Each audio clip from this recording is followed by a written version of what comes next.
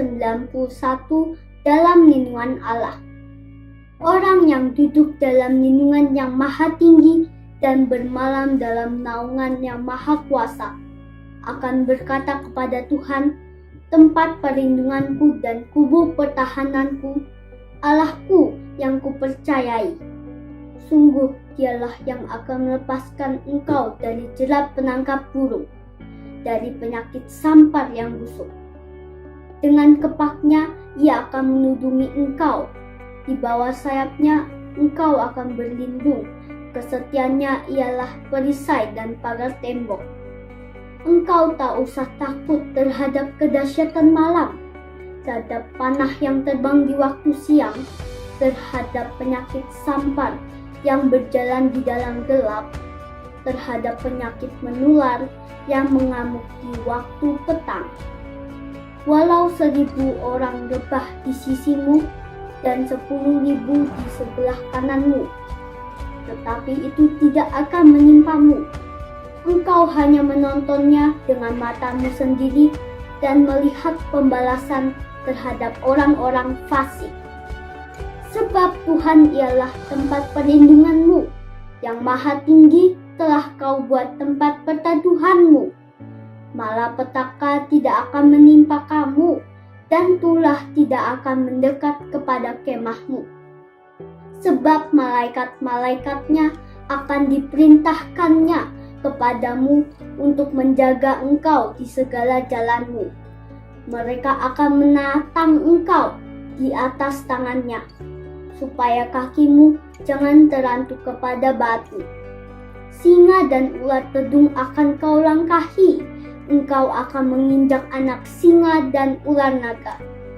Sungguh hatinya melekat kepadaku, maka aku akan meluputkannya, aku akan membentenginya, sebab ia mengenal namaku.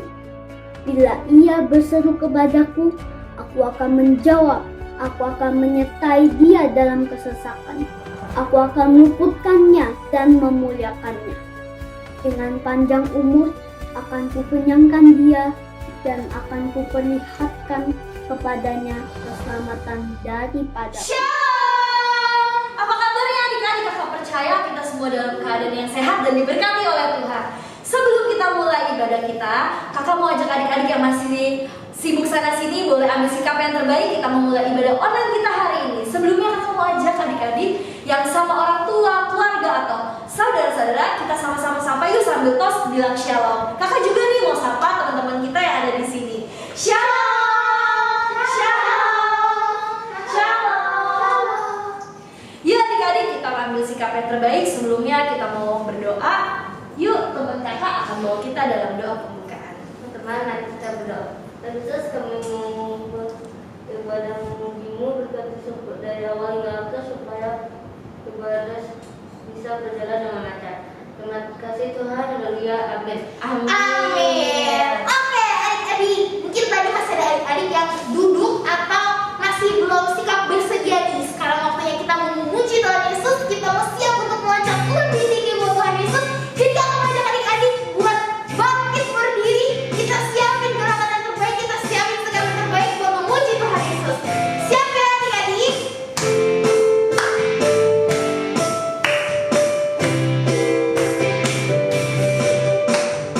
Inside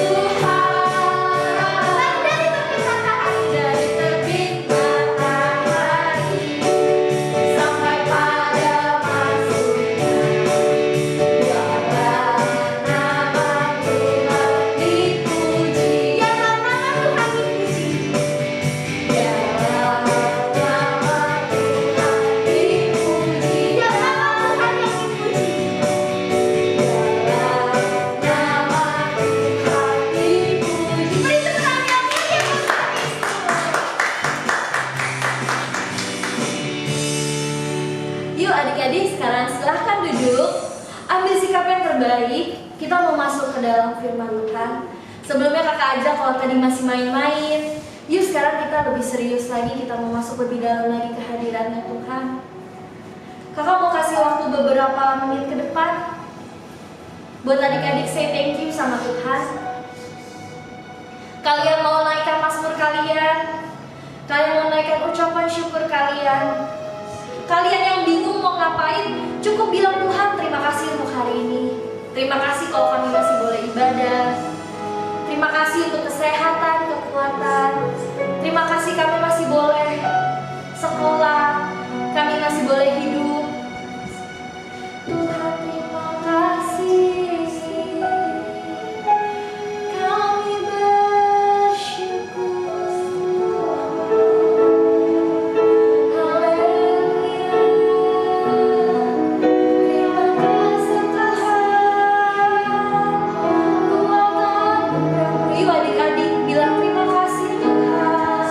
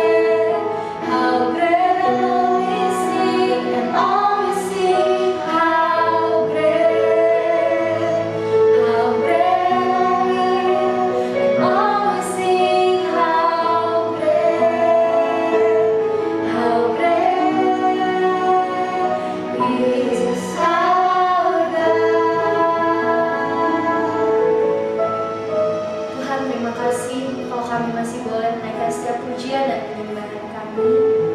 Hari ini Tuhan, kami mau mendengarkan firman Tuhan.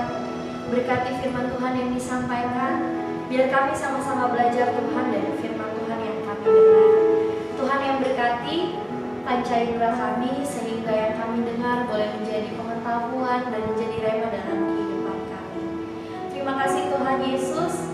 Haleluya. Amin. Yesus mati bagiku, Yesus bangkit bagiku, Dia Tuhan Allah penyelamatku. Kuasa maut dikalahkan, hidupku dipulihkan, Dia Tuhan Allah kemenanganku. Shalom adik-adik, masih ingat gak lagu itu? Kesedihan kita, dosa kita, sakit penyakit kita, Tuhan tanggung dengan kematiannya di kayu salib. Adik-adik yang sudah siap dengar firman Tuhan bilang yes. Sekali lagi yang siap dengar firman Tuhan bilang amin. Wah, pinter semua. Sebelum kita dengar firman Tuhan, kita berdoa dulu yuk. Lipat tangannya, tutup matanya. Tuhan Yesus yang baik, terima kasih ya untuk semua kemurahan yang Tuhan selalu limpahkan kepada kami semua. Roh Kudus, tolong kami ya untuk bisa mengerti dan melakukan isi hati-Mu. Urapi kami ya Tuhan, di dalam nama Yesus kami mengucap syukur. Haleluya, amin. Sebelum Tuhan Yesus pulang ke rumah Bapa di mana ya adik-adik? Rumah Bapa itu di surga. Tuhan mengumpulkan murid-muridnya untuk mengadakan perjamuan terakhir. Dan ada pesan yang akan Tuhan sampaikan kepada murid-muridnya. Seperti papi mami, kalau mau pergi keluar kota beberapa hari, adik-adik ditinggal di rumah, pasti meninggalkan pesan buat anak-anaknya. Misalnya, gak boleh ganggu adiknya, gak boleh main gadget terus, harus mengerjakan PR, dan lain sebagainya. Nah, Tuhan juga meninggalkan pesan kepada murid-muridnya. Adik-adik, kenapa ya Tuhan Yesus mesti pulang ke rumah Bapa? Tuhan Yesus pulang ke rumah Bapa dengan satu tujuan, untuk menyediakan tempat buat kita semua. Tuhan Yesus mengerti bahwa waktunya segera akan tiba. Tuhan Yesus harus menderita dan mati di kayu salib untuk menebus dosa kita. Tuhan mengingatkan kepada murid-muridnya untuk selalu mengingat kematiannya. Kemudian Tuhan mengambil cawan. Apa itu cawan adik-adik? Cawan itu gelas kecil yang berisi anggur. Dan Tuhan mengambil roti. Kemudian Tuhan mengucap syukur. Dan Tuhan memecah-mecahkan roti itu, kemudian membagi-bagikan kepada murid-muridnya. Anggur adalah lambang darah Yesus, sedangkan roti adalah lambang tubuh Yesus. Nah, saat Tuhan menyampaikan pesannya untuk selalu mengingat kematiannya, murid-muridnya mengerti. Artinya dia setuju untuk selalu mengingat kematiannya. Setelah selesai mengadakan perjamuan terakhir, Tuhan Yesus mengajak murid-muridnya ke sebuah taman. Wah, untuk apa ya adik-adik? Ngadem, bermain? Oh, bukan adik-adik. Tuhan Yesus mengajak ke sebuah taman, namanya Taman Getsemani. Nah, di situ Tuhan Yesus berdoa. Kenapa Tuhan Yesus berdoa? Karena Tuhan Yesus hatinya sedih. Dia bingung, dia punya rasa takut. Tuhan Yesus berdoa kepada Bapa di surga. Adik-adik juga ya, kalau lagi sedih, bingung, gak bisa ngerjain tugas, adik-adik harus berdoa. Tuhan Yesus berdoa sampai berjam-jam. Dia mengeluarkan apa yang menjadi ketakutannya, apa yang menjadi kesedihannya kepada Bapa di surga. Dan Tuhan dalam doanya bilang begini, ya Bapa, kalau boleh lalukan cawan ini, tapi biar kehendak Tuhan saja yang jadi. Dia berdoa begitu lama. Jadi, dan saat itu Tuhan melihat kepada murid-muridnya yang ikut tadi. Dia lihat murid-muridnya lagi tertidur adik-adik. Murid-muridnya kecapean.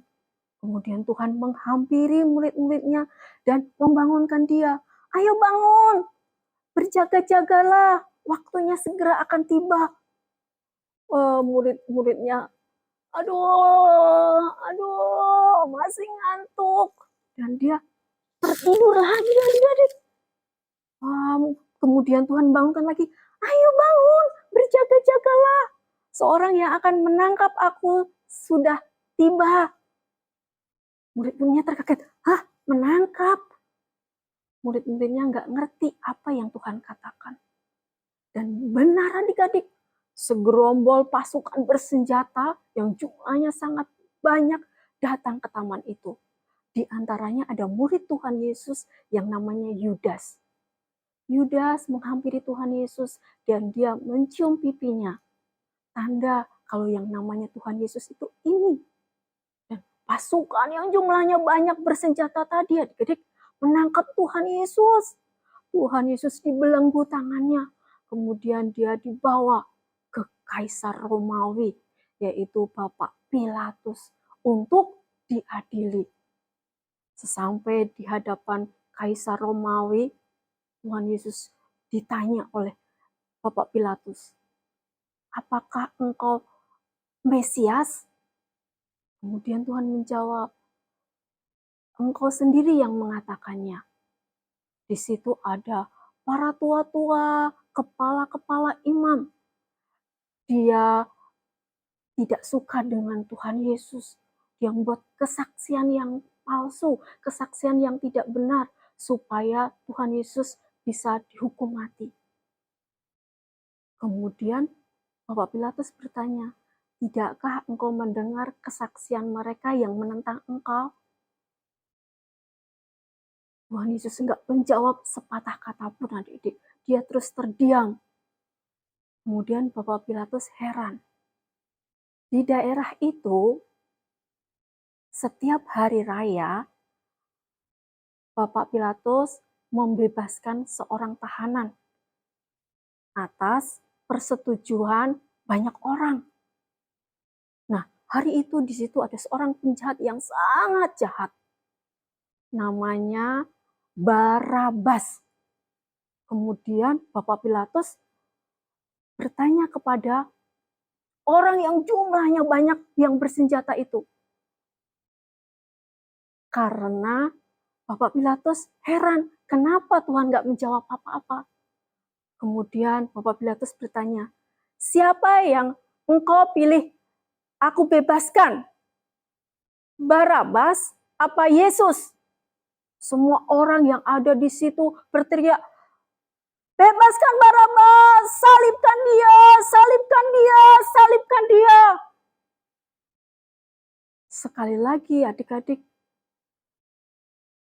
para kepala imam, para tua-tua menghasut orang banyak itu supaya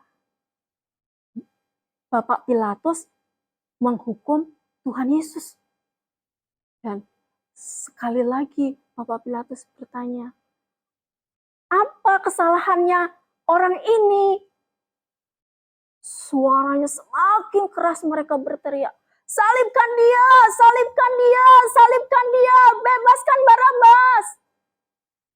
Kemudian Bapak Pilatus bingung adik-adik karena keadaannya tambah semakin kacau. Sudah banyak usaha yang dia lakukan. Dan kalau dilanjutkan terus pasti keadaannya tambah kacau. Kemudian Bapak Pilatus mengambil air, dia mencuci tangan di depan banyak orang itu.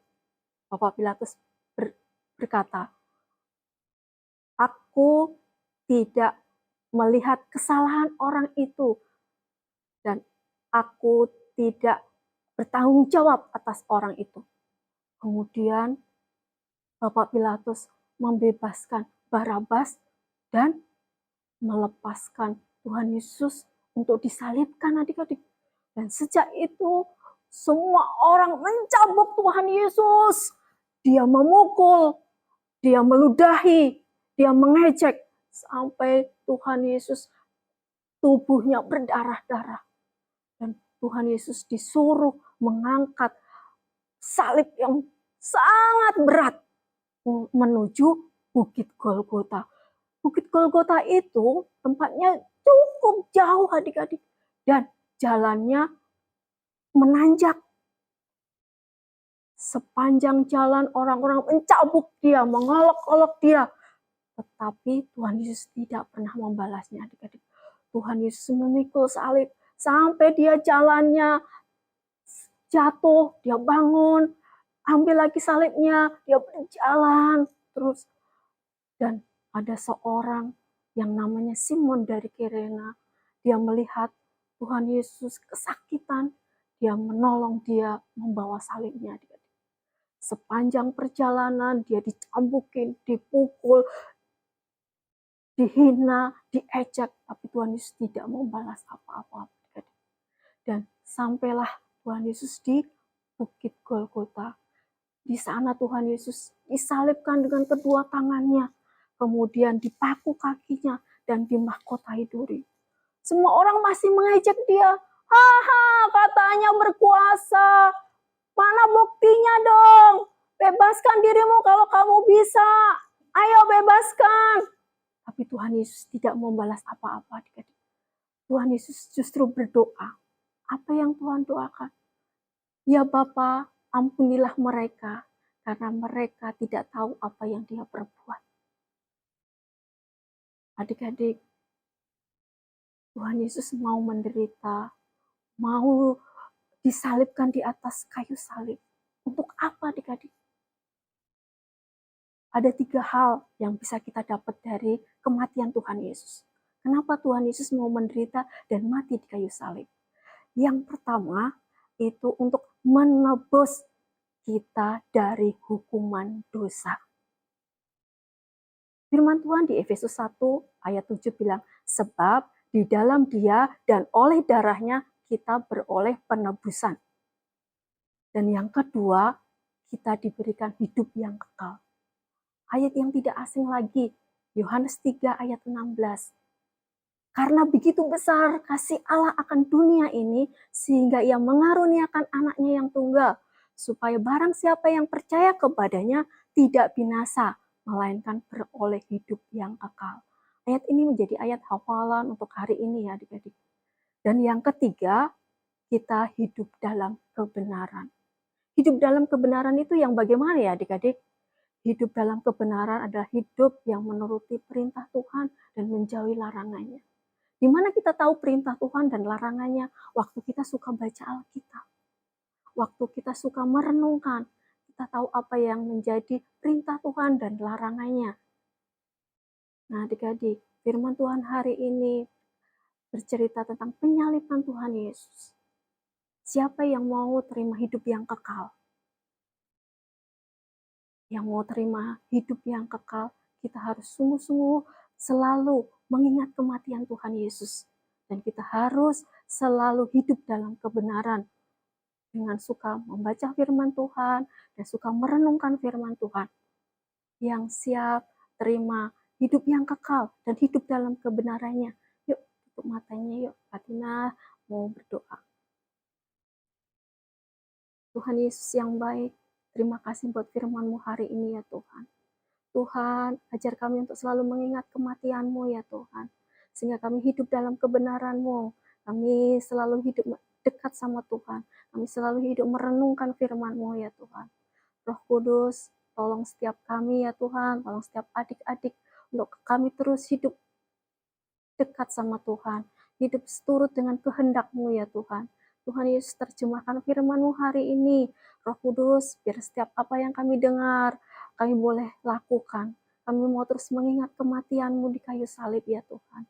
Terima kasih ya Tuhan untuk anugerah-Mu. Karena kematian-Mu kami boleh hidup sampai hari ini. Karena kematian-Mu kami menerima hidup yang kekal ya Tuhan. Terima kasih Tuhan. Di dalam nama Yesus kami mengucap syukur. Haleluya. Amin. Happy Sunday!